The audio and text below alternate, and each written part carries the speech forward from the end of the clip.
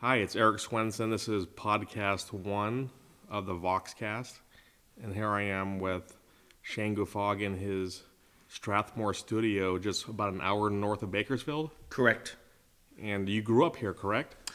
Yes, I'll backtrack a little bit. I was born in Los Angeles, and then we moved up to this area when I was 4, to the neighboring town of Lindsay, and then we moved here when I was 12. It was an exotic bird farm that my parents bought. So we built it up, the business up, and parakeets, lovebirds, cockatiels, finches. And I was always drawing as a kid and making art. And you've been working on this for like 4 or 5 years now, since COVID? I started building this studio. It was an old barn, and I gutted it and then restructured it and engineered this roof. And I think I started around 2002. And because my parents were here and they were getting older, so I would come up and help take care of things and take care of them. And as they really started getting older, I started having to spend more time up here. So this gave me a chance to come up here and continue to work by building a studio. And it served me well. I really love it here. And so you have a small vineyard here. What are you growing? Yeah, I have 350 vines of Cabernet Sauvignon, and it's. I always wanted to have my own wine. I thought, wouldn't it be so cool to have a dinner party and pour your own wine, and have your own olive oil? So, at the beginning of COVID, I started planting olive trees, and I planted a vineyard, and it was kind of complicated. I tested the soil first, and I had to get a neighbor to help me, a farmer, and he ripped this ground for me. And then I went back and forth on my tractor for a couple of weeks and then put in a watering system out there. And then I tested the soil and found out the acid and pH levels and stuff. And I sent it then to a company that raises grapevines.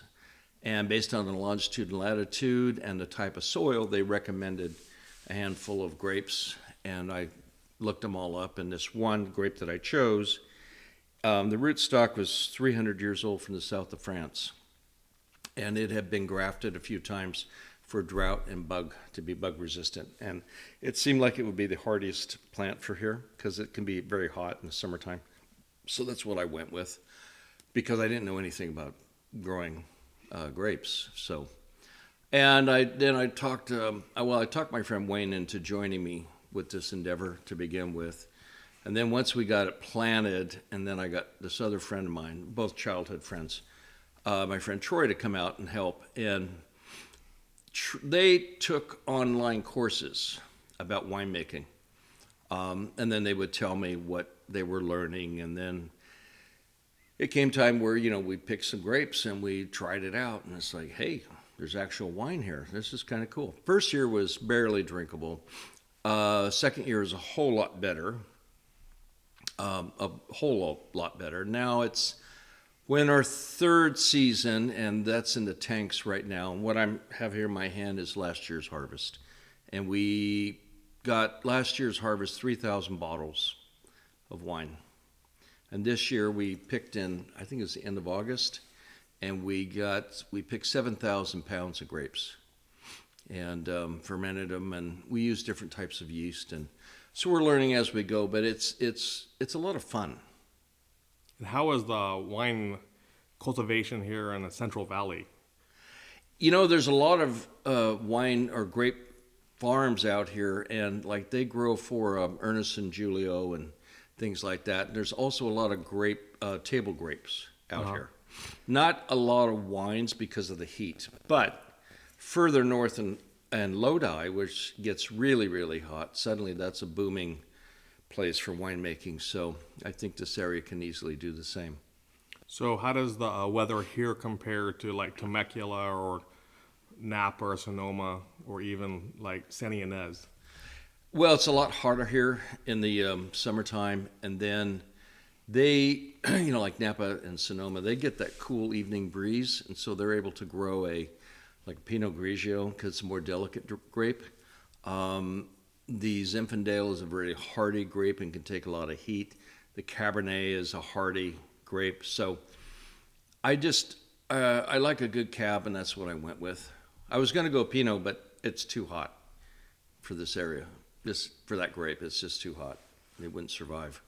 So this is where we're at now, but we met around 2011, 2012 under the auspices of Leslie Sachs and Yes. Lee Sparrow. Yes. And you had your place off of Western, Yes, still do. still do, and that's where you were painting, and Ed Rucha lived there, right? Yes, he did. And so what's the background behind that? Well, the building, it was built, the front part of it was built in 1924, and then the back part added in 1929, and it's this big, long courtyard. And it was literally a shopping mall with little storefronts. And then in the early 60s, Ed and Joe Good and a couple of other artists were looking for, cheap spaces to live and work. And I think Joe found it, as I recall, and they all moved in there and got a single space. And then Ed stayed. And as his career began to grow, he would take another space and another space. And I think it was in the late 70s, he bought the building, and he's owned it ever since. And he still owns it. Yeah. And how did you meet Ed? I met Ed, well, let's see now. It's kind of a long story. So I was growing up here and going to a local junior college and making paintings. And I had made this 28-foot long painting. I was 19 years old. And I had my teacher from the college come and look at it. And he said, you need to get out of this area. You should go to that school in Valencia, that Disney school. And I didn't know anything about the art world. I was very naive. And then I heard about Joe Good, that he had a studio up in Springville, which is like 30 minutes from here, up in the foothills. So I tracked down his number and called and asked if I could meet him.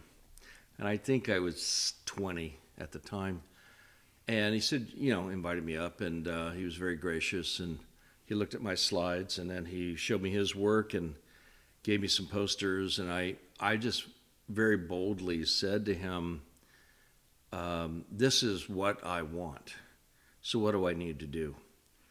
And, for a career. And he just kind of looked at me and he said, you cocky son of a bitch. You don't get to say it like that, And I said, well, I need help. And he said, well, you should go to an art school. And I said, well, I'm not very good at having people tell me what to do. So then he said, well, why don't you go to Calarts?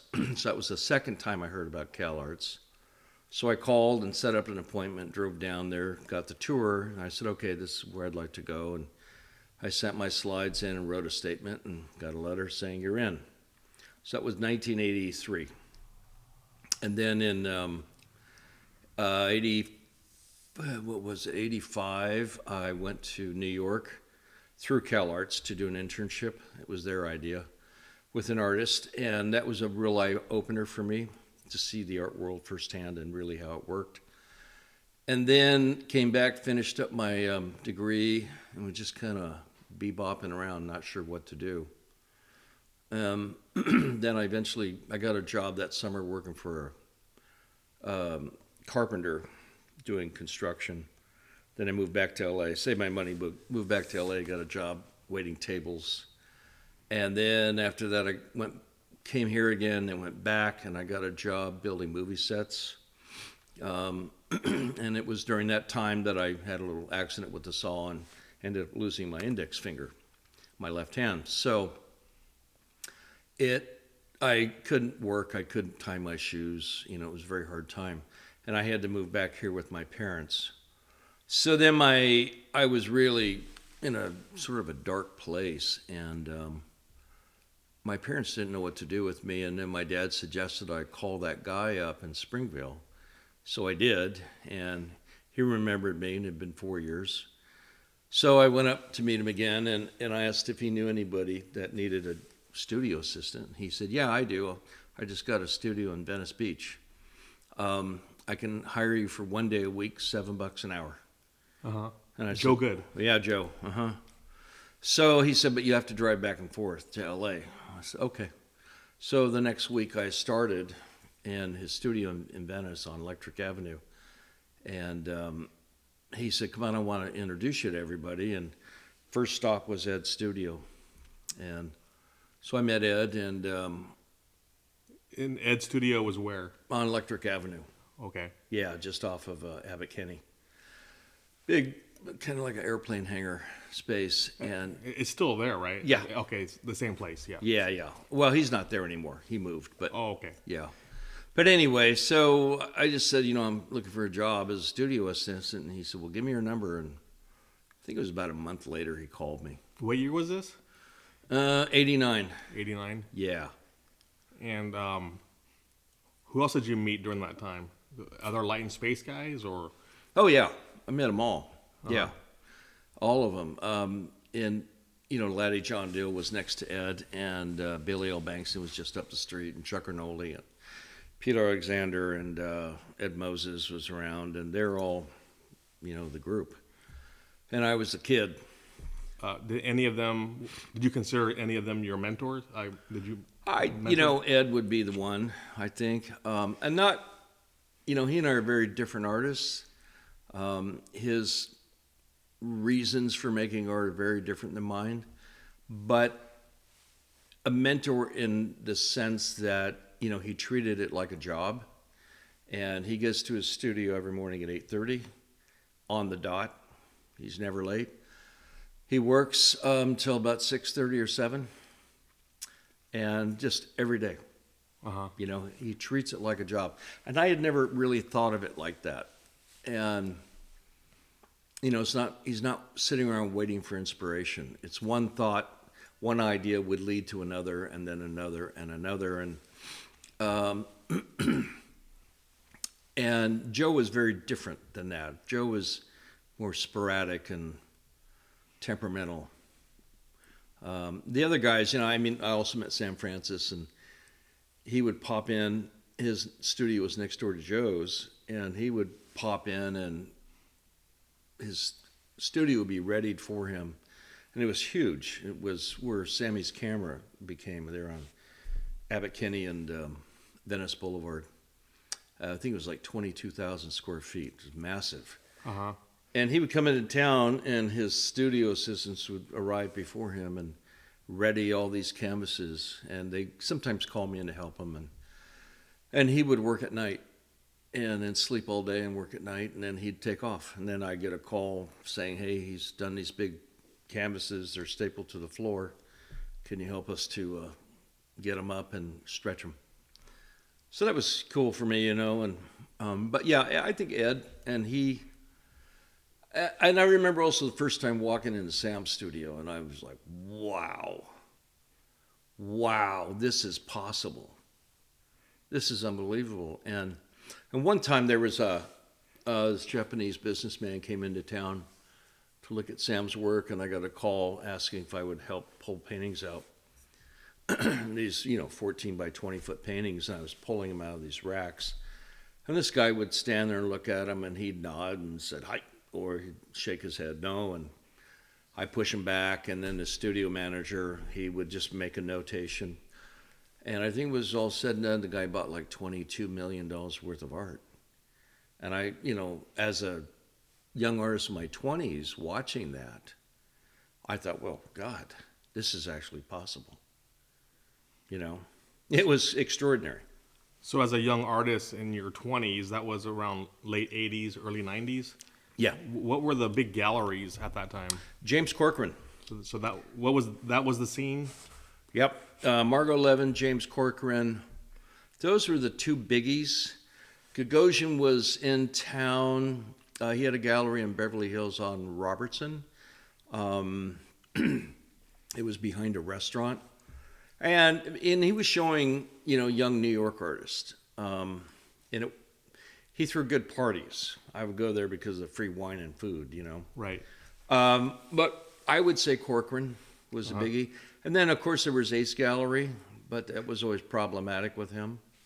He moved around a few different locations over his period, didn't he? Ace? Yeah. Yeah. And where was Corcoran? Corcoran was on 4th in Santa Monica there, and he had a great building and ran a tight ship. And Leo Castelli was his mentor, and also Paul Cantor. And so Paul Cantor's son is Niels Cantor, who now has a gallery. So, and then Ulrika Cantor was Paul Cantor's wife, and then Paul Rucha was dating Ulrika on and off, and I got invited to a dinner party by Paul because he was dating Ulrika at that time. And then he called me and he said, Ulrika wants you to bring your slides. So I said, oh, okay. So she wanted me to sit next to her, and I did. She looked at my slides, and she said, you're going to do very well, and you're going to be well known. I said, why do you think so? She goes, because your work reproduces well. So what was your work like back then? I was doing the beginning of the ribbon paintings. Okay. And I was still exploring, that idea about what thoughts look like before language is attached, and how can I make an abstract painting realistic and a realistic painting abstract? How do I bridge those two worlds? Now, your work back then and now is somewhat different aesthetically than that group that you were mentioning, wouldn't you say? Oh, very different, yeah. So I'm happy to say yes. How was it received back then? Ed, and then at one point after about maybe a year of working for those guys, or maybe 8 months, something like that, we would have lunch, when I was down there.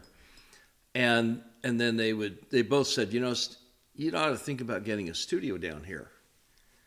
And so we started driving around at lunchtime, and me and Joe, and especially me and Joe, and sometimes Ed would join us. And we found a space about 3 blocks from their studios, and it was great space, but it was way too big for me and too expensive. And Ed said, well, you need to take this. I said, I can't afford this. And he said, yes, you can. I just gave you a raise, and so did Joe. And we're going to guarantee you 5 days a week between the two of us. And he said, and if you need me to co-sign, I'll co-sign. But you need to take this step now. So once I did that and moved into the place, they would come over at least once a week and see what I was doing. And we would talk about it quite a bit, which was very helpful to me. And Ed really got my work pretty quickly. And Joe was kind of, I think he was figuring it out. But then Ed's brother, Paul, really clicked into my work. And he started coming over 2 or 3 times a week. And he would bring friends over. And occasionally Ed would bring somebody over. And then, little by little, it was word started getting out and started selling things. And, hey, do you want to be in this show and that show? And it was just very organic. So during that period of LA arts history, this is all pre-iPhone, all that kind of stuff, maybe pre-internet almost. There was no internet, yeah. So how would you find out about openings? Like, what was the art scene, and where LA was Weekly. it? LA Weekly. LA Weekly, that was it. And, you had to send in your slides, which was a pain. So you had to have a photographer take do your photography for you. And thankfully, Paul Rucha would do mine because he was also doing his brother's.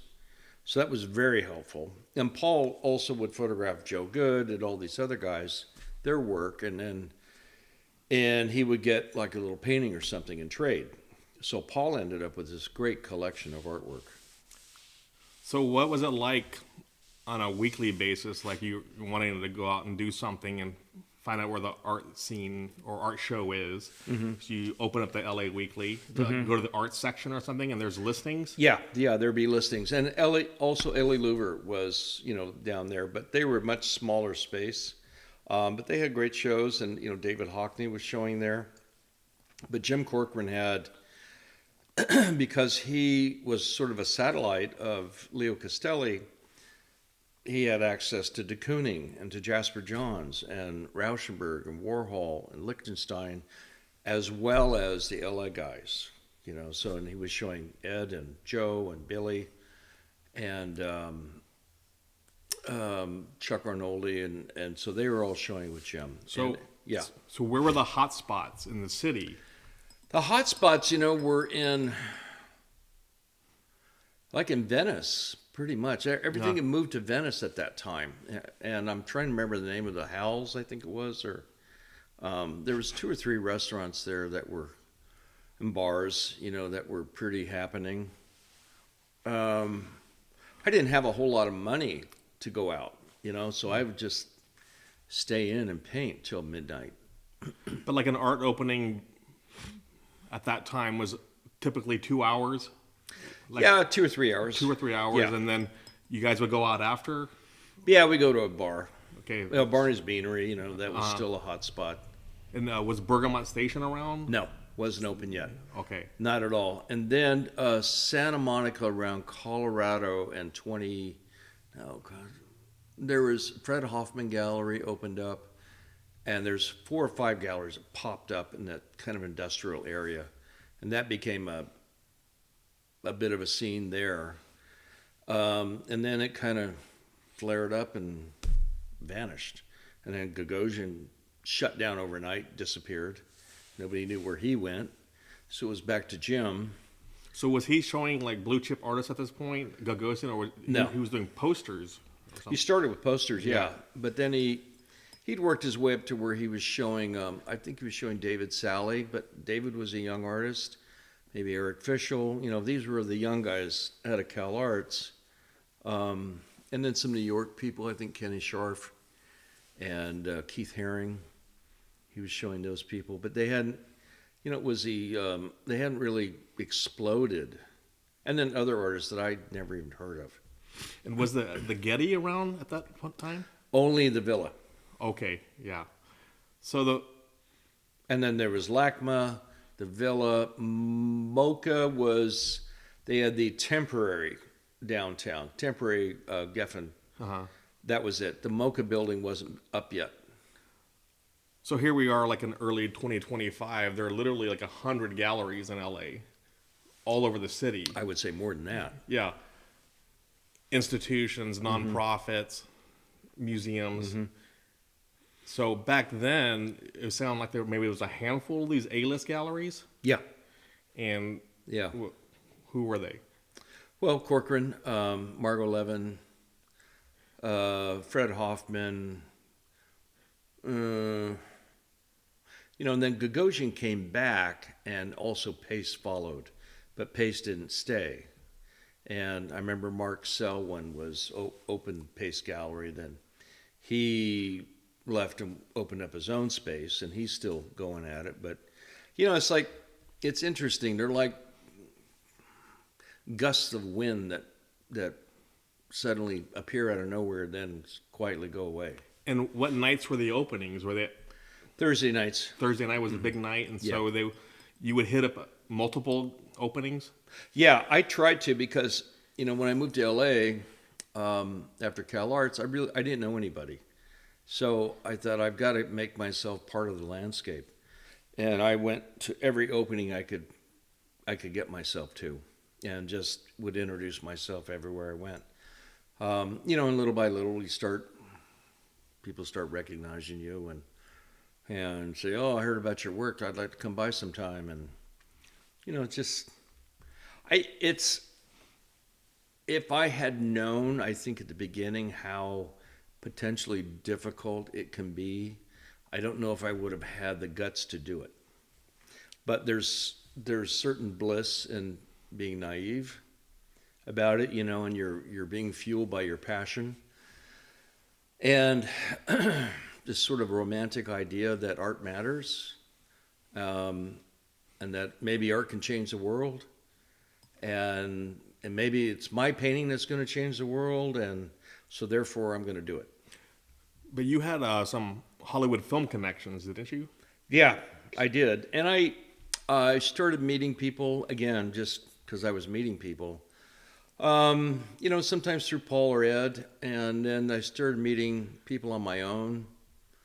And like Robert Knott was one guy, and Robert was good friends with Ed Harris and Rex Lynn and some other guys like that. And so, we would hang out, and Bobby would come to my place. And then I moved to Western Avenue, in 1992, I think. I think it was 92. And when I moved there, Ed still had a couple of spaces that were just storage. And so I had a little Toyota pickup, and he would come over with me, and we would load it up and take stuff to his new space. And so then once he got it all cleaned out, I said, well, what are you going to do with all these? And he said, well, I don't know. You want to rent a studio? I said, sure. And that's... You were near the LA riots, right? Yeah. I was in Venice when those hit.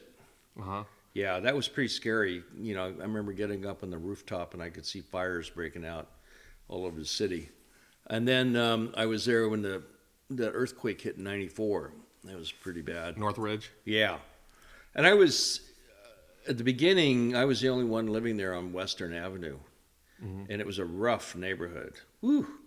Rough. And people on the roof every night, and they'd jump down the courtyard, and they were trying to break in, and I had a baseball bat by the door, and I'd run them off. And it was kind of spooky. Yeah, to put this in a little bit of context, we had the big LA fires about a week and a half ago. Yeah. So you've seen all kinds of things happening in Los Angeles. Man, yeah, and I was there, and I was having dinner with my studio manager, Victoria, and a friend of mine, and all of a sudden all three of our phones just lit up, and it's like, oops, in the Hollywood Hills, and yeah, it's like, wow. Yeah, that was scary, and it's like, well, what do you do? Uh-huh. What do you do? I have lots of friends who lost everything this last fire. Right. And previous fires, too. Yeah, previous fires, yeah. That Malibu one, remember that one? The Woolsey fire, I remember Brad Howe lost his space, and Lita Albuquerque. Yeah, that's right. Yep. Yeah, it's, it's like, it's beautiful to live in those areas, but they're not really designed for cohabitating with nature in that way. You got one little road in and one little road out, and you get the right circumstances, and it's a tinderbox. And those palm trees, they're quite beautiful, but when those fires break out, it's like giant matchsticks. Yeah, I was thinking about those Hockney paintings, the Mulholland and Nichols Canyon. Yeah. Those are the roads. Those are the roads, for sure. Yeah, Mandeville Canyon, there's one road up and one road down. So back in the 80s, 90s, being in the LA art scene, what was your thoughts about the New York art scene? New York was, where things were happening, and all the magazines were being published out of New York. LA seemed like a satellite city to New York. There was always a grumbling with art dealers that LA people didn't collect art, that they would, if they sent it to a New York gallery, they could sell it to an LA collector versus showing it in LA. They wouldn't be able to sell it. There was always that kind of talk going on. Yeah, there was this attitude that I was told that people would rather own a car than a painting. Yeah, it wasn't well, in New York, you grow up going to the museums. It's part of your daily life, your culture. And Southern California, you grew up going to the beach, and you get to be outside and exercising or jogging or rollerblading, whatever you do. So it wasn't, and then you just had the Norton Simon Museum, which had been the Pasadena Museum, and you had LA County Museum, and that was it. Uh-huh. So there wasn't really a whole lot of things to see, and there was only a handful of galleries. There's no MoCA yet, or no Getty. No, the Getty, I remember that opened in the 2000s, I think, and MoCA opened with that was spearheaded by Marsha Weissman. Uh-huh. And she was the ex-wife of Frederick Weissman Foundation. And she spearheaded that. It's up in Pepperdine, the museum. Frederick Weissman, yeah. And he imported all the Toyotas. He had that deal. So the artists that he liked, he would trade them each year a painting for a Toyota. So all these artists had Toyotas. Ed and Joe and Billy Al and all those guys drove Toyotas because they would get a free Toyota in exchange for a painting. But you were going to New York then? I went there in '85. Yeah, and at Calarts you have to do, I don't know if you still do or not, but every semester and a half you have to do a whatchamacallit? It's a I'm drawing a blank.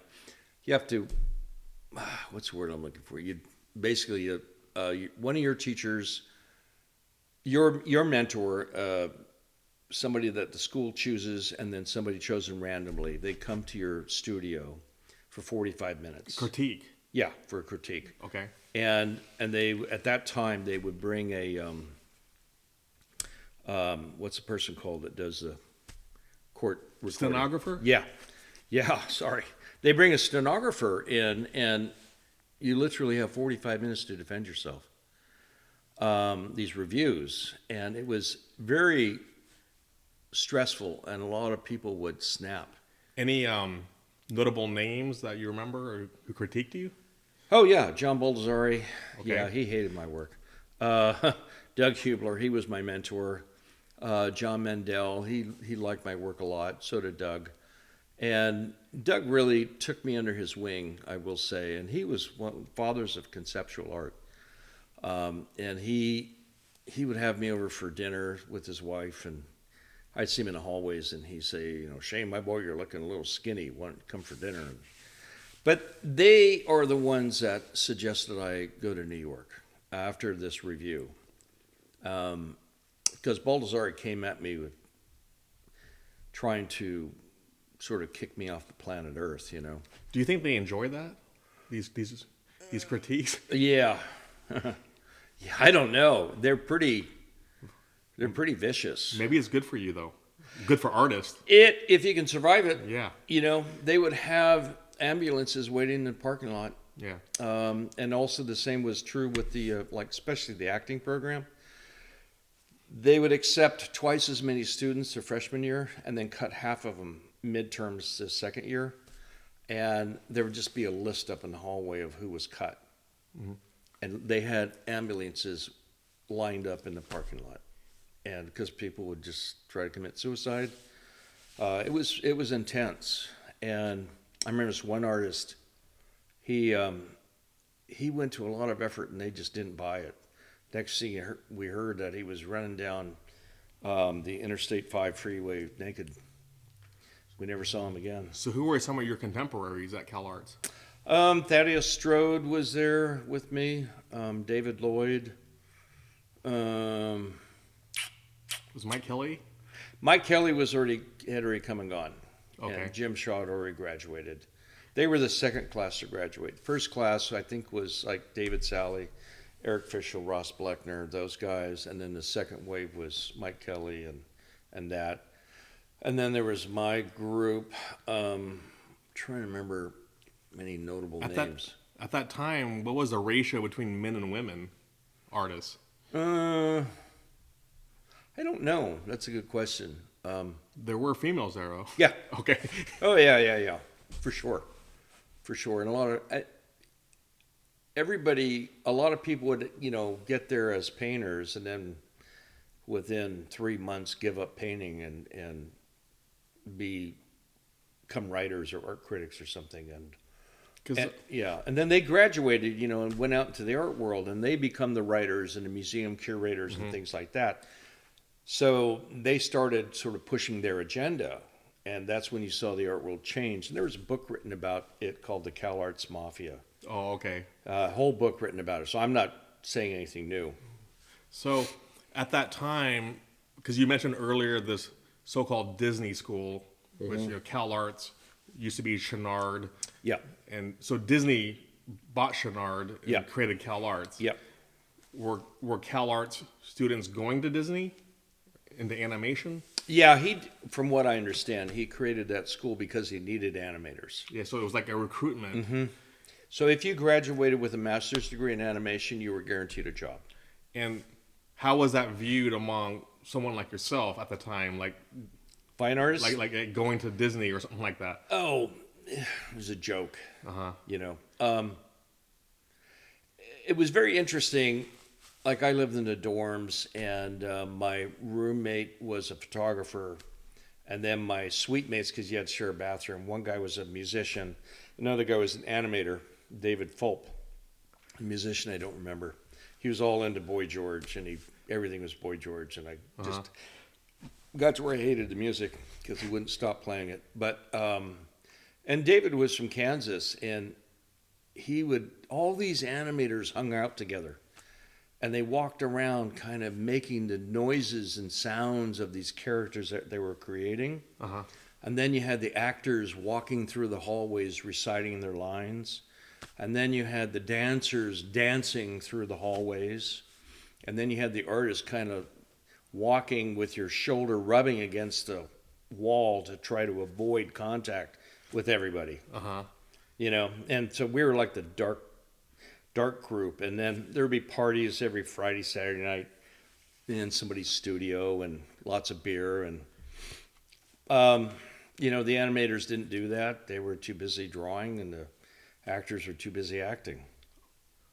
So at that time, how did Calarts rank among the art schools in LA? At that time, I think it was number one in the country, Okay. if not even the world. It was the most influential art school, certainly in the country. Okay. Yeah, it was a powerful place. And Baldessari and Michael Asher were two lions there. Doug Hubler had been the dean, and he had been the dean, I believe, at Yale. And then Calarts recruited him. And he was a dean there until the year I showed up, and he had stepped down and just wanted to teach. And but he recruited me as to be his mentee, and he was wonderful and great. But yeah, he would want me to come and speak about my work in class, and I would say, you know, Doug, I don't know what to say, you know, and everybody's out to attack you. And he was very sweet and kind, and he said, Shane, if you had a new girlfriend and you wanted to take them home, would you be able to describe her to your parents on the phone? And I said, yeah, sure. He goes, that's all you need to do. And so that was a great relief for me. He said, all this conceptual stuff, he said, it's harder here than it is out in the real world. If you survive this place, you'll be fine. So what were the views of like the UCLA program or Otis or UC Irvine? They weren't. UCLA was like a stepchild at that time. Okay. Pasadena was graphic designs where cars were designed. UC Irvine was nothing at that time. It was just a perfunctory art school because Catherine Lord, who became the dean when I was at Calarts, she then went to UC Irvine and shifted that place around. And then also, she shook things up big time. And some of the men teachers she didn't like, and she put a lot of pressure on them. And they left, and some went to Calarts and some went to Pasadena. And that's when the power shifted with these schools. And where did Claremont fit? You know, I know now it's a great school. It was never on anybody's radar at the time that I knew of. So we've been talking a little bit about the history of your early days in art all the way up to your college years. So what was the partying like? In college, it was insane. I mean, there was... I remember the dorms in the hallways in the dorms. People would be having sex in the hallways, literally having sex in front of everybody. And the pool also was a kind of a sexcapade. My dorm room overlooked the swimming pool, and any given time of day, you'd open it up and everybody's laying around naked. That's one thing, but then the sexual promiscuity would start, and you know, it's like out of a scene from Caligula. the movie. The art department, I think, was the hardest to party. That was my opinion, anyway. And then we'd all, somebody'd have a party in their studio, and everybody'd line up and be playing, the latest album by the Smiths or whomever, and it was great fun. And you felt like you were a part of something that was new, and we weren't a part of where we were all from, because we were all from somewhere else, and that somewhere else was like very similar to where I was from. Some people were from New York, but a lot of people were from small towns. And now you're kind of joining forces with like-minded people, and it really was inspiring and elevating in that way, and you didn't feel like you were an oddball anymore, and you weren't alone in this, like a salmon trying to swim upstream back to your roots of your birthing area. So it was fun. It was a lot of fun. So it was like sex, drugs, and rock and roll. Sex, drugs, and rock and roll at Calarts. for sure. Yeah. And by the way, this is before, AIDS really hit. So it was 83, 84. And, there's rumors of this disease going around, but it hadn't really hit home yet. So it was still a lot of promiscuity happening. Since I've learned about many of these people that died after the fact, AIDS and overdose and things like that. So that's a sad part of it. But yeah, it was crazy. It was liberating. It was fun. It was, you're away from your parents for the first time, and everybody was, and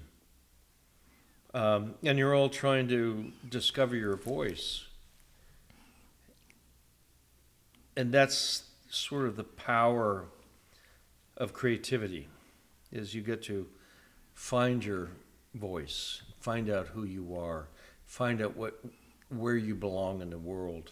And that was a great place to start feeling the blades of grass that were underneath you, to understand where you were. Were people getting kicked out for partying too much? No. There was like lawless, there was no rules? Yeah, I tell you, the first day of school, Calarts, the president of the school, I can't remember his name now, but so a big van backed up and it had all this beer in it, cases and cases and cases, or kegs of beer, and he gave a speech to all the incoming students, and he said, this is a place of creativity, a place of learning, a place of discovery, a place where your dreams can come true. And it's also a place where the only rule is there are no rules. And all I ask is that you allow everybody the freedom of their creativity. And that was set into motion right then and there, which was really extraordinary. And I'd never seen that kind of freedom handed to people.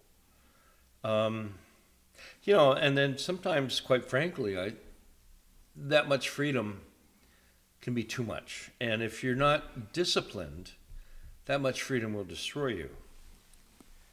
And I did see that happen as well, where people just couldn't handle that kind of open-ended sense of like, who am I, without boundaries. And yeah, some people spun out, for sure. Too much excess? Yeah, for absolutely too much excess. And then a lot of people, they go there to want to be art stars or movie stars or whatever. And I remember one time in the art department, they had an office there. And so there was a meeting, and everybody was asked to come. And Jeremy Gilbert Rolfe, who recently passed away, and he was this heavy intellectual guy. And he's one of the teachers there. And he always had a cigarette in this hand and a coffee shaking in this hand, because he was usually hungover. And he said that he started counting how many people were in the room. And he said, there's 36 of you in the room. And only 3 of you will become well known. And the rest of you are just going to fade away. And then he said, care to place any bets? on who's going to become well known. And we all started looking at each other like, do you have what it takes? Do you have what it takes? Do you have what it takes? And there were a couple of people right then that realized they didn't have it, and they got up and they walked out and they quit the school. And they went back to where they came from. So is that kind of competitiveness. It was antithetical to real creativity, I would say now. But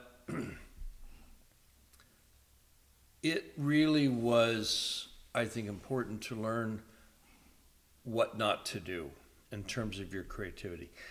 A great art school cannot teach you what to do. What they can do is teach you what not to do. And when that hits you, don't go in this direction. It really swings you back into your own territory that you're forced to explore. And that's where true art lies. That's where true creativity lies. So during that period, was there an eventual wake-up call? For the students? For the excess and the partying? No. Not during when I was there. It was interesting. My last semester there, the new students that came in were very conservative. I was surprised. And everybody was wearing their polo shirts and stuff like that, and had clean haircuts. And I thought, who are these people? You don't belong here. Well, they were a new crop, and it was almost like they were the Reaganites that were looking at the art world as an economic viability, where it is, if you treat it like a business, and then it can become that, as opposed to being this creative genius who's out of control. And there was a shift my last semester, and I didn't meet any of those younger people that were coming in. I wasn't interested in them. I thought they were kind of boring, quite frankly. Just their mannerisms didn't interest me. But it's, that's life, and the pendulum swings back and forth. And then I went there years later because a friend of mine's son was going, and he was a theater student, and he was directing a play. So I said, okay, I'll go. And I was so surprised, and I managed to get into my old dorm, and I walked down the hallways, and I was expecting beer cans to be flying and bottles to be smashing up against the walls and people to be running around naked and having sex spontaneously like it used to be. And it wasn't that at all. It was very calm. It was very conservative. And I felt like I was in an upscale hotel. And I thought, wow, that quickly it changed. Was this all part of the Reagan 80s milieu of Wall Street?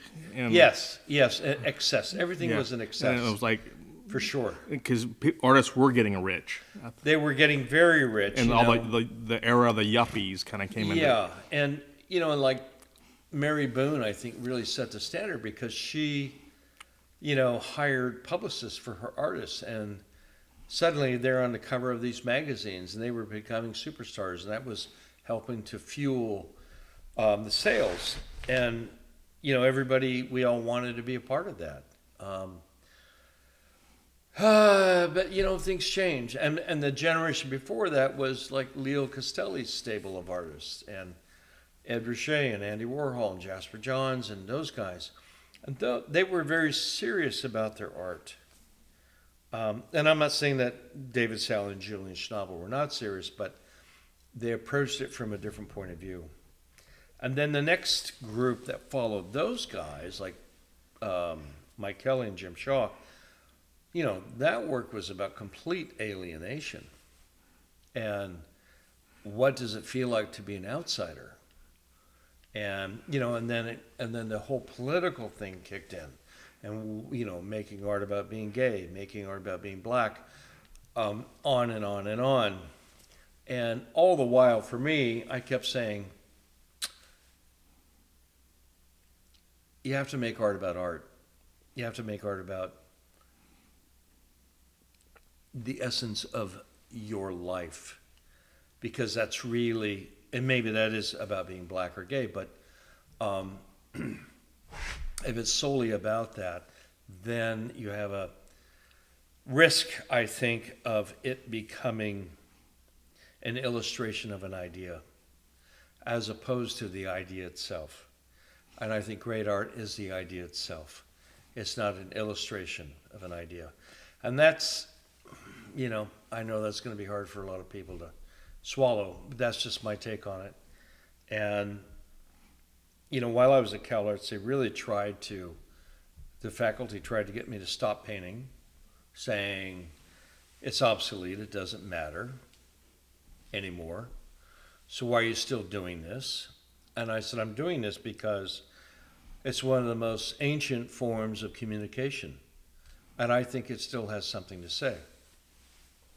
So therefore, that's the greatest challenge I can think of, is to take on 40,000 years of image making, going back to the cave paintings, and all through, the Sumerians and the Egyptians and the Greco-Romans and all the way through, and globally, also what's happened in China and Asia and Africa and Europe, all the way up to the present time. And there is a long, long list of a language, a visual language that has been created and has been shared.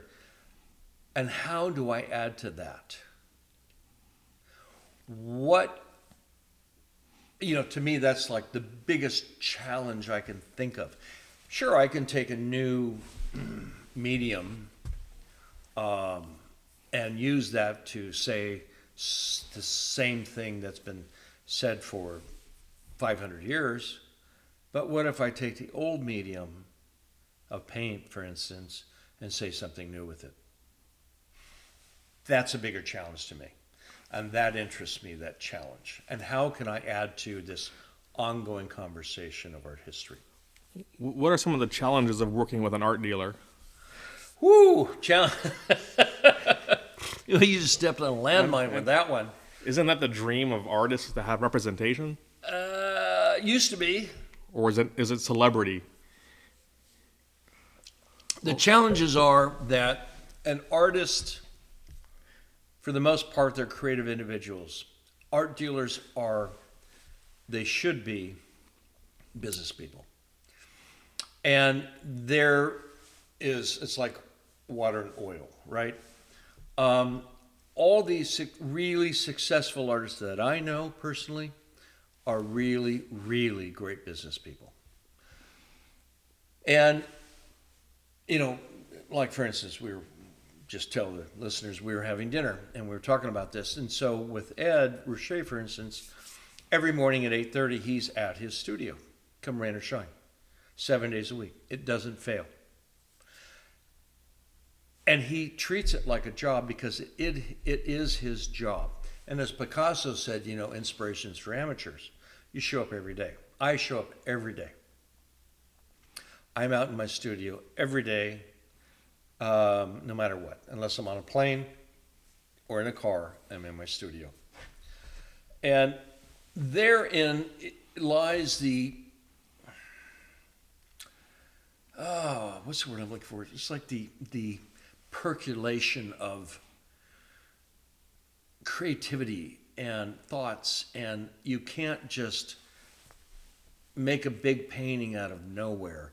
It's going to come from so many different places, and all these other paintings that have fed into this moment, and the events of your life that have fed into that moment, and the things you've seen and the people that you've met, they all feed into these moments, right?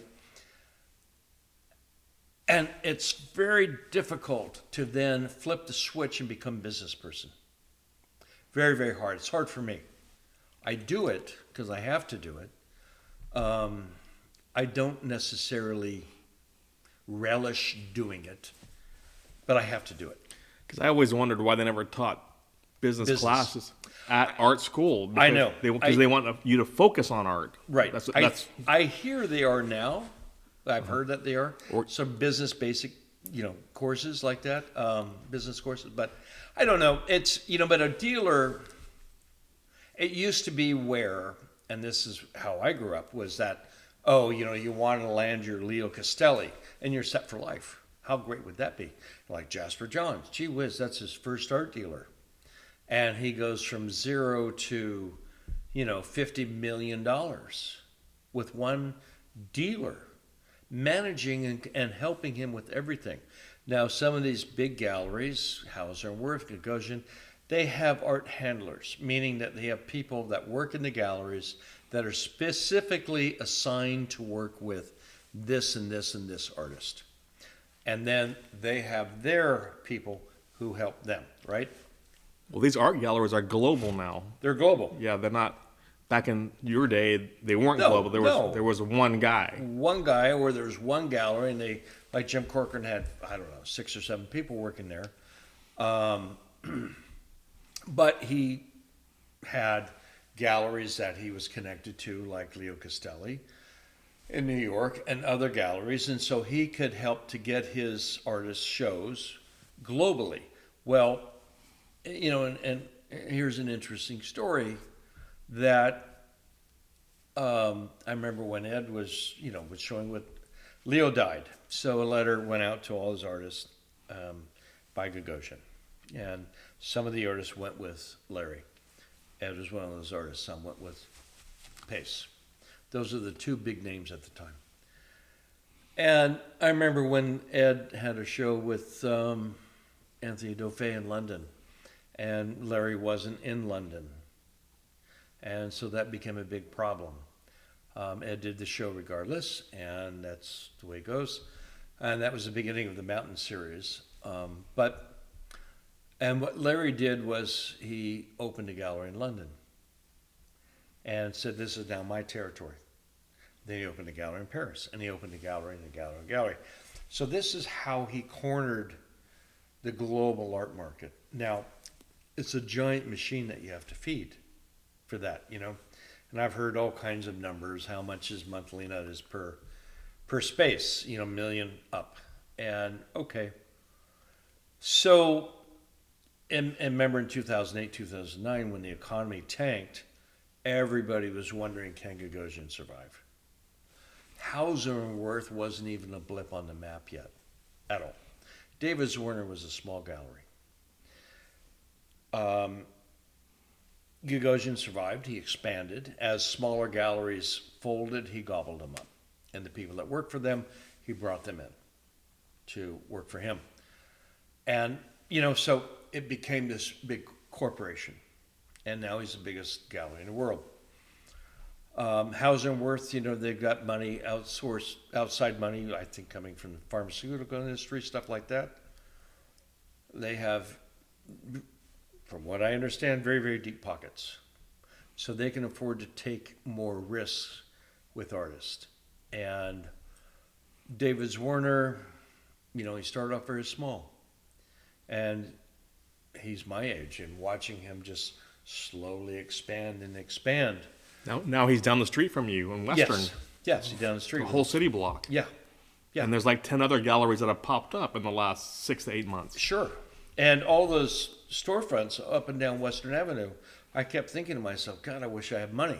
I'd buy those things up and turn them into galleries, or I'd turn them into our studios. It was a matter of time, because that area is finally kind of was a last space in LA that was still affordable. So, of course, the rent's going to go up, as they always do. Remember when Culver City, when all that happened? Well, they rebranded that area as Melrose Hill. I know. Which is what the original name is, but now it's Melrose Hill. Well, Melrose Hill is right around the corner on Melrose, and it's this very distinct little neighborhood there with beautiful little homes. But that's not Western Avenue. Yeah. That's marketing, branding 101. It was Koreatown. Yeah, well, just further down is Koreatown. Yeah. Absolutely. But, these galleries popping up, as they always do, when Blum and Poe opened up in Culver City, all these galleries popped up. They're like mushrooms popping up, right? And they all sign a 2 or 3 year lease, and the lease is up. Maybe they got the space for $2 a square foot. By the time the lease is up, now it's going to go up to $8 to $10 a square foot, and they can't afford it, and they close, and they become law offices and stuff like that. Blum is still there. A couple of others are still there, but a lot of these galleries close, and a lot of these artists that they pick up, fresh out of college, art school, they get a 3 or 4 year run, and unless they're savvy at business and understand the art world, they end up going to do, they get married, they do this, they do that. Now they got a kid in private school and so on and so forth, and they got to go make real money. So one thing I'm curious about is, in your career, you've gone full circle, and now you're back in your hometown, living here. And now we're in this era of social media. So I'm sure you get a lot of your news from social media about what's happening in LA. Oh, totally. Yeah. And by the way, your videos, I feel like I don't even have to go to these openings, because your videos, I'm like, oh, I'm glad I'm not there. Or even globally. Sure. And so what do you think of this whole global social media age we're in now in terms of arts? It's interesting because I remember back in the day when, you wait for the Art News magazine to come out, or Art in America, or the other ones, and the reviews that you're reading are already 3 months. The shows have come and gone 3 months ago. So you're reading old news, right? And then everybody's trying to catch up to, oh God, Francesco Clementi just had this new show at Mary Boone's, and look at these paintings. And, so I better hop to and start making figurative paintings. Well, that moment is already come and gone. And by the time you're reading it, right? And also, you're getting, and this is how the magazine system worked at that time. If a gallery wants to get their artist reviewed, they got to take out a big ad. It's a pay to play. Always has been. Everything's always been that way, pay to play. So, say Francesco Clementi's got a big review. And then you're going to see a 3-page spread with Mary Boone. It's not rocket science. Right. Right? So, now, and then the art critics had a lot of power. A lot. And a good review could make a career or break a career. I'm not sure how much power an art critic has anymore. I think that Instagram and these other social media platforms, they suddenly it goes viral, and it doesn't matter what a critic says. What matters is if somebody likes it, and that has more power now, which is becoming like the power of the masses, which I think was just quite honestly reflected in this election that we just had. It's the power of the masses. There's there's an elite group, or there's a group on the left side that says, well, we have to be concerned about these things. But there's a majority that says, no, we don't. I'm sick and tired of it. I want to have my life back. I want the American dream that my parents grew up with. It's more of a libertarian kind of spirit now. Yeah, I think so. And also moving forward. Yes, I think so. And I think you're going to start seeing that in the art world. I don't know how it's going to affect the business end of it, but I do, and let me backtrack for a second. So the auctions were off 30% this past year. The reason they were off 30% is because the Russian oligarchs weren't buying. They can't legally buy anymore. They've been shut out of the art market. Boom. That simple. It's that simple. And that tells you it's a global economy. And the art market is a global economy. And I remember back, I don't know how many years ago, but the Chinese government decided that they were going to spend, I think it was $9 billion collecting art and building museums. And what they decided to buy at auction was these American trophies, these Andy Warhols, things that represent the American dream, and they bought them. And it made me think, well, then who really has won the Cold War? we think we won the Cold War, but they're the ones who are now snubbing their noses at us saying, yeah, but we have the money to buy back your culture, and we'll put it in our museums. Ha. And that's, that was throughout the 90s and the 2000s. The Chinese were snapping all these things up, and they drove those prices way up. And then the Russians jumped in, and they drove the prices way up. And then a little bit of the Middle East, but they're not that risk-taking. They don't understand the art world so much. They have more money than anybody, and they could take over the art world if they wanted to, but they place their money in other things. So with your own personal art, you reference a lot of classical artists. Yes. So if you could tell me some of the ones that have influenced you the most, and maybe even some contemporary ones. Yeah. Thank you. That's a good question. One of the artists that first knocked my socks off was Rembrandt. I remember 17 years old. I'm standing in London at his second to last self-portrait at the National Gallery. And it was so profound and it was so beautiful, and I could see exactly what he was doing, and I don't know why I knew it, but I saw the colors he used. I saw he tapped into my soul. How old were you? 17. Okay. 17. I just graduated high school and had a backpack and sleeping bag and Euro pass, and I thought, I had some money I'd saved up, and so I went for it for the summer. And I traveled around that summer, and my intention was to see all the great masterpieces I could see. And then I came back here to my little hometown and started painting with a fever. And I started making copies of Rembrandt's, feeling that he had one of the keys to the universe. And if I could figure out why he did what he did, I may too one day have access to that key. Right. So he was a big one. Leonardo da Vinci was a big one. Caravaggio was a big one. And then as I started progressing forward, Van Gogh and the way he saw the world and colors that he used was quite profound. And the emotion as color. Monet with the water lily paintings. Those paintings are abstract. Pure abstraction. Pure color. They're about brushstrokes. And he, in 1900, he moved to Giverny. He left Paris. He was 60 years old. Moved to Giverny and started this series of the water lily paintings. And he was supposed to have a show in 1904. He did 40 paintings. They were, I think, 4 feet by 4 feet, most of them. And just a couple of months before the show, before they were about ready to be picked up and shipped out, he had a panic attack because there was no horizon line.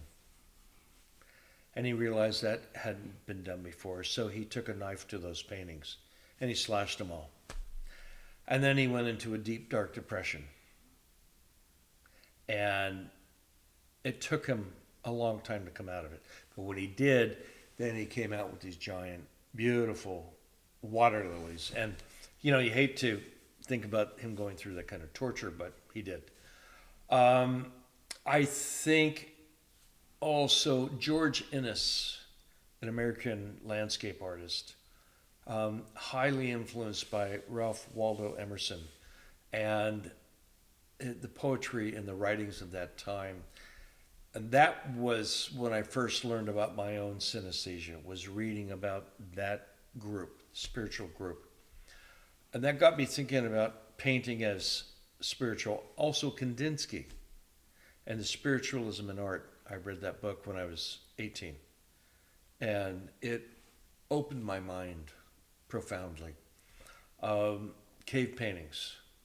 Mm-hmm. Those were great artists at that time. Great artists. I mean, I can't imagine anybody now going into a dark cave for 100 yards with a torch and then with a piece of charcoal perfectly drawing a bison. Right. It's not so easy. I think those people were masters, and how they got there, I don't know. Moving forward, I would say Picasso. The liberty that he gave himself, the chances he took, just when the art world was catching up to him, he turned his back and moved in a different direction. That took guts. I mean, most artists would just rest on their laurels and continue to crank out the same stuff. He didn't do that. He did at the tail end, but that's a different story. Who else? Joan Mitchell. Those abstract paintings are hers. Profound works of art. Rothko, the simplicity of his abstractions.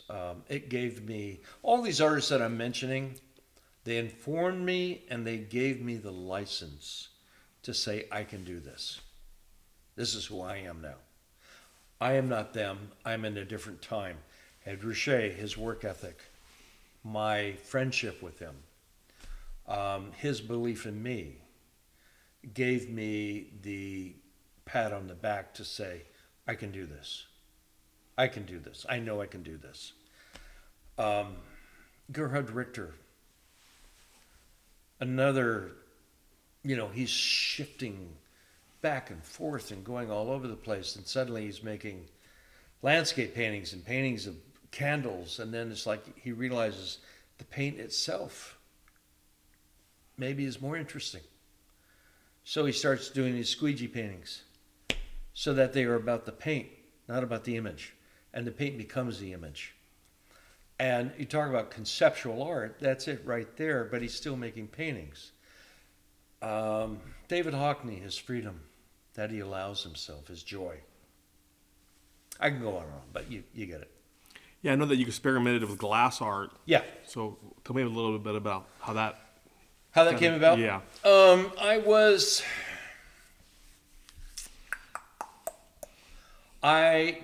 2004.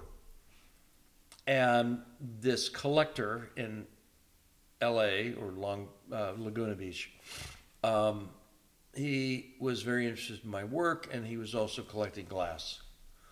And he told this glass dealer in Venice, Italy, about me. And they Googled me and looked at the work, and they thought, wouldn't these make some beautiful glass pieces? So they came to visit me and then invited me to come over. So I went, and I got a 2-week crash course in history of glass making in Murano. And then they said, well, can you come up with something that's never been done before? Yeah, in 2 weeks.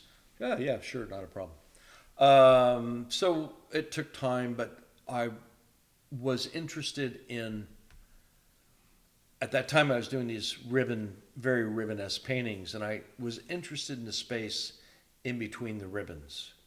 So how do I turn a negative into a positive, and that positive becomes a 3-dimensional form? And so I started doing drawings of that, and then sculptures of that, and then the sculptures became, I scanned them, 3D scanning, and then sent those scans back to Italy. And then they were able to make molds from those scans, and then we were able to blow glass inside of them.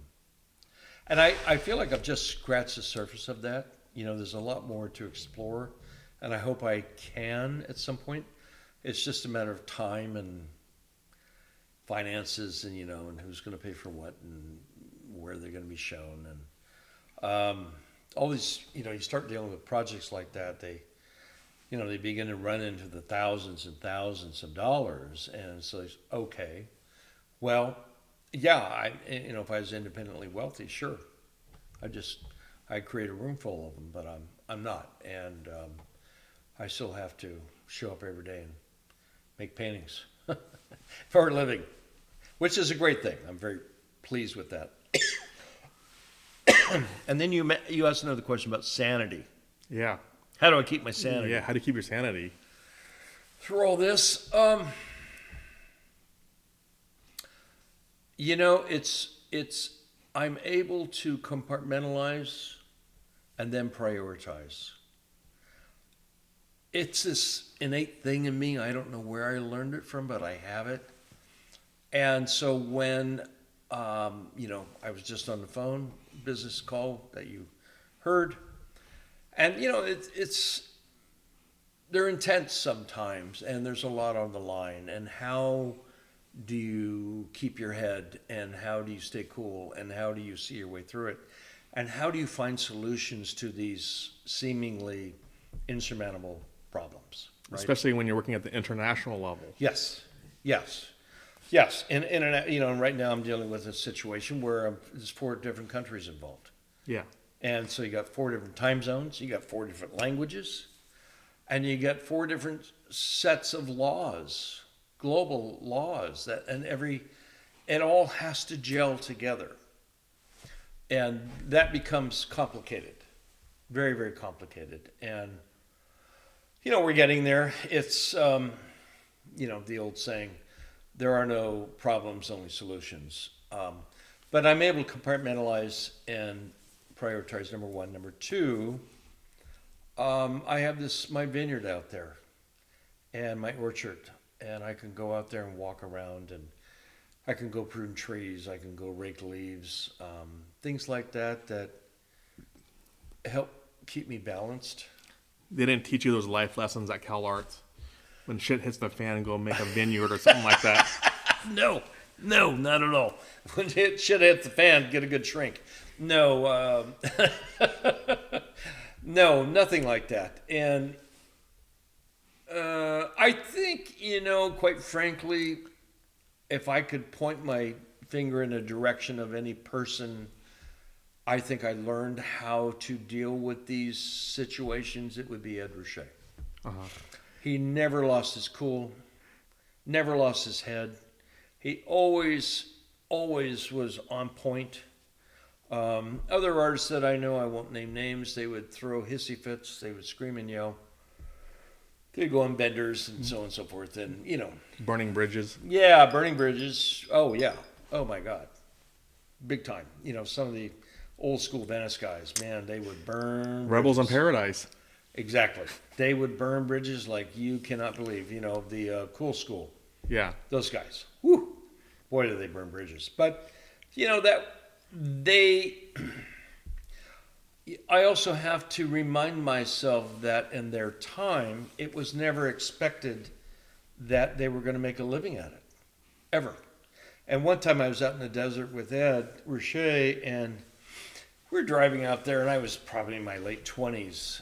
And we're just going down this dirt road and looking at the landscape. And I worked up the courage to ask him, because I was a little intimidated him at first, and he had this stature to him and this presence to him that I wasn't familiar with. It's like when you're around a really successful person, they have a presence, and you can feel it. You can't necessarily put your finger on it, but it's there. So anyway, we're driving around, and I said to him, did you ever think you were going to be this famous? And he looked at me, and he slammed on the brakes, and he won't remember this if he listens to it, but I remember it. And he slammed on the brakes, and we came to a skidding stop. And he turned to me, and he said, make a living at famous. He goes, I never thought I'd make a living at this. Are you kidding? I said, well, then what kept you going? He said, I thought what I was doing was important. I didn't think I'd have success. I'd see it in my lifetime. I didn't think that's what happened. I said, wow. And I said, well, for your information, there wasn't a day that went by at Calarts when your name wasn't mentioned in some context or another about, conceptualism. And he was very surprised to hear that. He had no idea. None. And he said, my job is just to show up and do what I do. And that to me is one of the most important lessons I've learned being around these guys. Well, one of the things I'm curious about is you hanging out with all those guys who are part of the LA arts history. Mm-hmm. the so-called cool school guys, you know. Yeah. A lot of their work were influenced by cinema or Sure. surf culture, Yeah, very much hot so. rods. Cars, the Yeah. automobiles. Oh, yeah. But yours wasn't. Like, how did they view you? Yeah, Because you kind of stuck to your thing and you did it. I did it. I didn't sway with them. And Like when you saw like a Peter Alexander resin piece, what did you think of it? I thought it was cool. Yeah. You know, I thought that's cool. And Billy L. Bankston's Dentos, I thought, well, those are kind of cool. Or Robert Irwin. Yeah, Robert Irwin, the light things, you know, Yeah. I thought, wow, that's interesting. But I thought this is of their time, Okay. and it's not my time. And my time is very different. And I also felt that they were on this lineage of art history. And they rejected everything that came before them. Everything. They didn't like museums. They didn't like modernism. They wanted to go beyond that. They didn't like New York, probably. Yeah. No, they didn't like New York. And you think about L.A. and you think about like Ed's gasoline station paintings. Perfect example. So he's driving back and forth from Oklahoma to L.A. and he had this car, I don't know if it was a Ford or a Dodge or something, but it leaked oil like crazy. And he had to stop and put oil in it every X amount of miles. So he mapped out on a map where these gasoline stations were. So he knew he had to stop at that gasoline station and put in a quart of oil. Otherwise he wouldn't make it to LA. So he started documenting those gasoline stations, right? First with photographs, and then they become these heroic, movie-esque paintings. So the question is, well, why would you paint a gasoline station? Well, because the gasoline station represented freedom to him. It represented he was getting out of Oklahoma. He was going to the land of gold, the land of Hollywood, the land of movie stars, the land where dreams could come true. So why not paint a gasoline station as this movie poster? You know, that makes perfect sense when you think about where he was coming from and those sharp lines and those crisp colors that he used. That represented freedom to him. That represented this, I have a new life here. And I think all those artists thought that because most of them came from somewhere else, right? And now here they are in this car culture. Well, this car culture is about movement. It's about the ability to go from here to there in your own private vehicle. It's not like in New York, you got to get on a subway. And you can buy this car and you can trick it out and you can have a beautiful paint job. And it is in itself a work of art in that sense. And then you have the space of the West Coast. Yeah. And you have the light of that. So you combine all that together, and now you've got a new generation of artists that, boom, they explode with that stuff. The cool school. Yeah, the idea of the American West. Right. But beyond that, and you know, that painting of Ed's that just sold at auction for $68.5 million, the standard gasoline station with a magazine, a cowboy western magazine in the upper right-hand corner, torn. Mm-hmm. Well, so what you said, the American West, but he's telling us it's not that West. Mm-hmm. That West is a myth. The real West is the car culture. The real West is Hollywood, right? That's what he was painting. And so all his work is very, very autobiographical in that sense. And Peter Alexander, you know, those wedges of and Larry Bell and his glass pieces. It's all about atmosphere. In the same way when you look at a Rothko, Rothkos are about that color and how these colors play off of each other and what space it creates. Well, they said, let's get rid of the painting and let's just use pure color through materials that are not painting because they wanted to break free of that. And I understand that. And if I had been in their generation, I think I would have done the same thing. But what I felt was that they ignored 2,000 years of art history that came before them. And I didn't want to ignore that. Uh-huh. And I thought, I'm gonna backtrack around, and I'm gonna pick pieces up. It's almost like there was a train wreck. Art history was a train going through the desert, and it ran out of track, and boom, all the cars smash up, and there's fragments everywhere of all of art history, going back to the cave paintings, right? It's all spread out in this desert. So for me, I saw myself almost as an archaeologist going, I'm going to go rummaging through this desert and see what I find interesting. See what I think is still informative to me right now. And the things that I found to be informative were, how Rembrandt applied paint. Leonardo da Vinci. Leonardo wasn't painting people, he was painting ideas of people.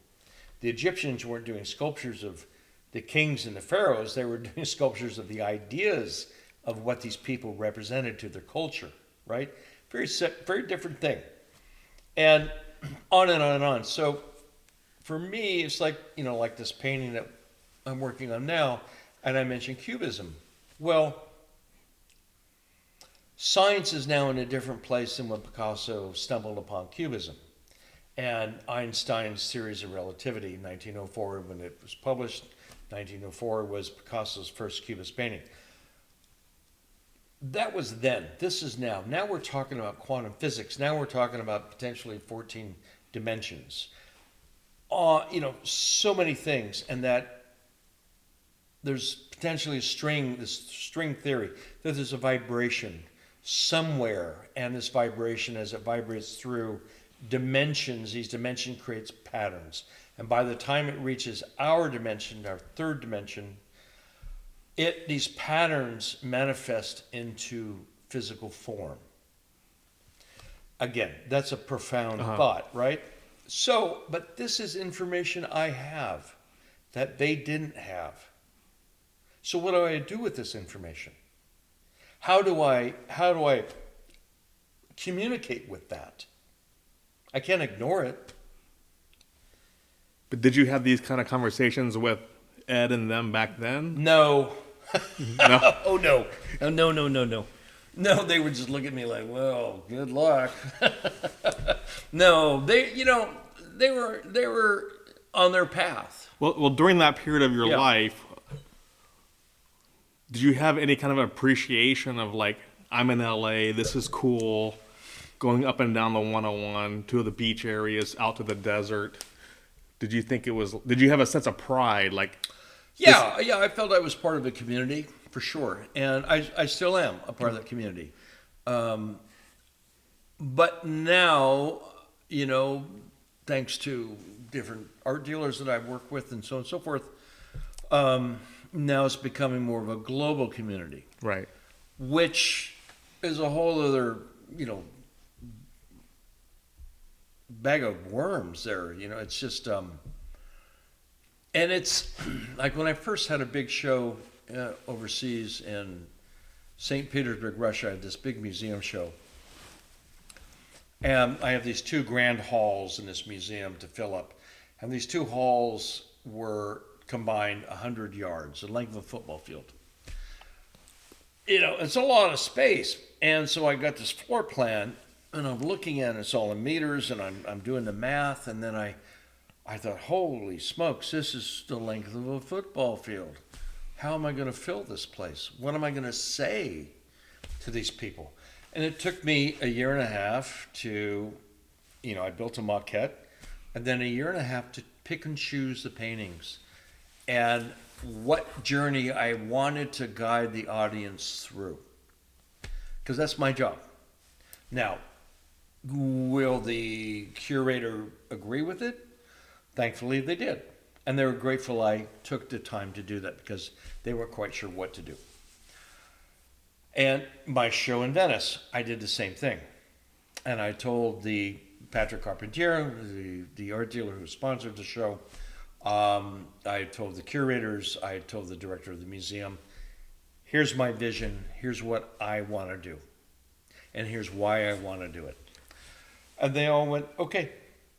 But do you feel like your education in terms of studio practice with building maquettes and communicating with curators and dealers, did the art school help with those skills? Yeah, I think so. I think it set the stage for,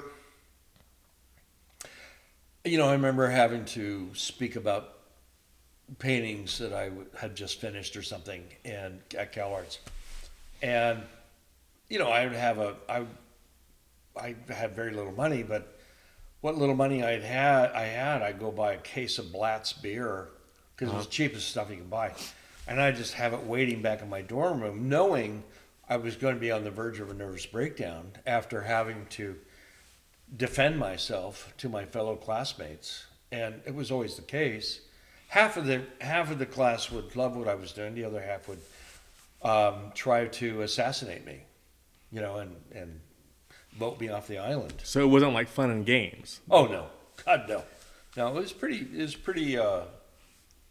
cutthroat. It's kind of like Lord of the Flies almost. It really was.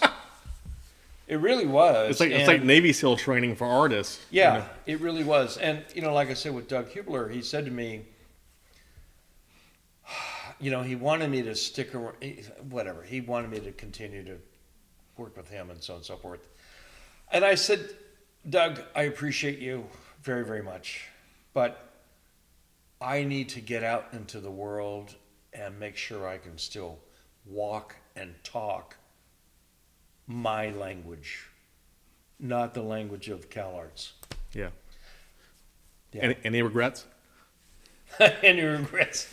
Well, what was her name? No. Let's not go there. No. No,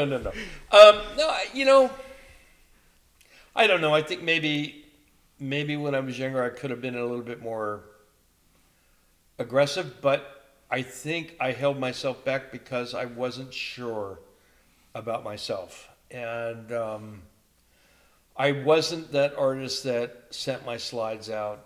I wasn't that artist that went banging on doors. I never did that. I did it a couple times, and, it was so humiliating. I thought, I can't do this again. I'm not going to do this to myself. And instead, I just decided that I'm going to get out into the city of LA. I'm going to meet people, and I'm going to invite anybody and everybody I can to my studio. I don't care if they flip a hamburger, because everybody knows somebody, and that somebody knows somebody else. And it's about networking in a big city. And that's what I did. And so you asked about the Hollywood connections that I had, and I still have. And so, I have these friends that were in movies or on TV shows, and I would throw dinner parties and say, bring your best buddies over. Yeah. I did it every weekend, whether I could afford it or not, I did it. And so these people would come over, and I barbecue like I did for you tonight, but I do it in the courtyard, and cheap wine and some pasta or whatever. And I remember one night I threw a party, and Meg Ryan came over, and the rapper Common came over, and it was one of the first farm market parties that we did, and all the farm market guys came over, and they were like, "Oh my God, it's Meg Ryan. How do you know her?" And I said, "Well, I just know these people," and I invited them over. So yeah, around 2011, 12, when I met you, you invited me over with a group of artists. Did I? Started playing guitar. Yeah. With Jeff Colson. Oh yeah. That's right. Yeah. You filmed things it. like that. Yeah. Yeah, I did that kind of stuff all the time, and it was fun, and I loved it, and it was a way for me to create a community. Yeah, exactly. Right. And so it's like the idea of the salon. Yes, exactly. Yeah. Very much so. And so, I went there not knowing anybody. I connected with now one of the biggest living artists in the world. And we just spoke 2 days ago on the phone, 3 days ago on the phone. We're still good friends. And that's, for me, it's a blessing. He's a great guy. Ed is, and I'm very proud and happy and thrilled for him and the success. And I've watched him when he was part of the gang in LA, and I watched it shift for him. And boy, when it clicked, and I watched it. I was there. And I'm thankful I was there because it was something to see. And to watch how he handled it was something to see. And so I'm reminding of this stuff for myself every day. Right. As I'm dealing with what I'm dealing with at a different level. But I just think, yeah, LA was a magical place. I'm not sure now what's going to happen to it, especially with these fires. I really don't know. I'm sure it'll resurrect itself, but for me, it's like, okay, just had a show in New York. I got a show coming up in Korea. I just had a show finish in Italy, and it all sounds very romantic, and it is, but it's also a huge amount of work, huge, and just the paperwork alone. And thankfully, I have a great studio manager, and she's able to handle most of it. Mm-hmm. And now we're creating a new archive system with some other people, and every painting is going to have its own QR code. So, because there's too much coming and going. I can't keep track of it. I cannot.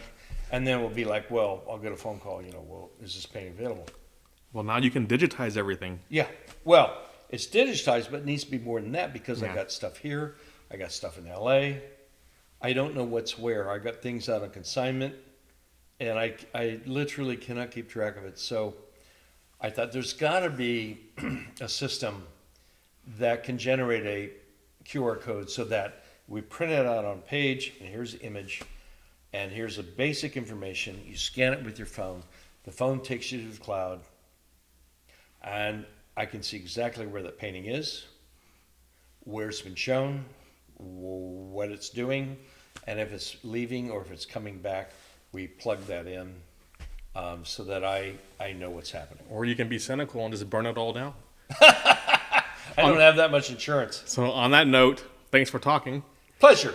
And I'm happy to be your maiden voyage here. Okay, cool. So you're going to get an onslaught of artists now wanting to speak their piece. I'll need a studio manager. Yeah, you'll need a studio manager. There you go. All right. I like it. Let's sign off. Thank you, Eric. Bye.